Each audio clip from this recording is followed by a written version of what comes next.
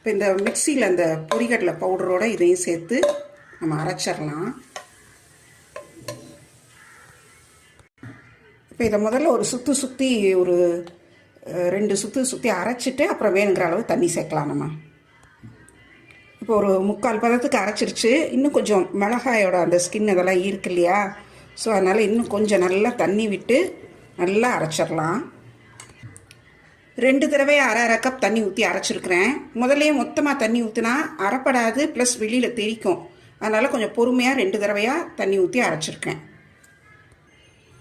அடுப்பில் இந்த பேனை திரும்ப வச்சு நல்லெண்ணெய் 3 டீஸ்பூன் ஊற்றி 1 டீஸ்பூன் கடுகு உளுந்தம்பருப்பு சேர்த்துருக்குறேன். இது கொஞ்சம் வெடிக்கட்டும்.